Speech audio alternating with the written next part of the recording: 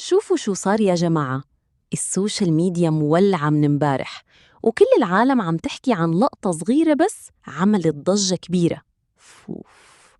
ياسمين صبري كانت موجودة بفعالية كبيرة، والكل عيونه عليها، نجمة حضور وأناقة مثل العادة. بس اللي صار فجأة خلى الكاميرات تترك كل شي وتركز عليها بس. بين التصفيق والزحمة حدا قرب منها بطريقة لفتت الانتباه، والناس بلشت تتساءل شو عم يصير؟ وفجأة ياسمين بتتصرف بطريقة رومانسية خفيفة، حركة بسيطة بس كانت كفيلة تخلي الجمهور كله يندهش.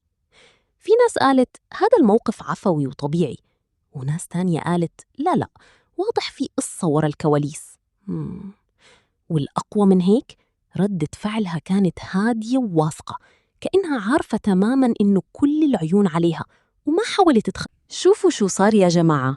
السوشيال ميديا مولعة من امبارح، وكل العالم عم تحكي عن لقطة صغيرة بس عملت ضجة كبيرة. فوف. ياسمين صبري كانت موجودة بفعالية كبيرة، والكل عيونه عليها، نجمة حضور وأناقة مثل العادة. بس اللي صار فجأة خلى الكاميرات تترك كل شي وتركز عليها بس. بين التصفيق والزحمة حدا قرب منها بطريقة لفتت الانتباه، والناس بلشت تتساءل شو عم يصير؟ وفجأة ياسمين بتتصرف بطريقة رومانسية خفيفة، حركة بسيطة بس كانت كفيلة تخلي الجمهور كله يندهش. في ناس قالت هذا الموقف عفوي وطبيعي، وناس تانية قالت لا، واضح في قصة ورا الكواليس.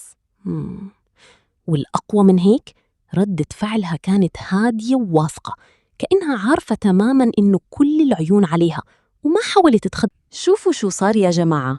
السوشيال ميديا مولعة من امبارح، وكل العالم عم تحكي عن لقطة صغيرة بس عملت ضجة كبيرة. فوف.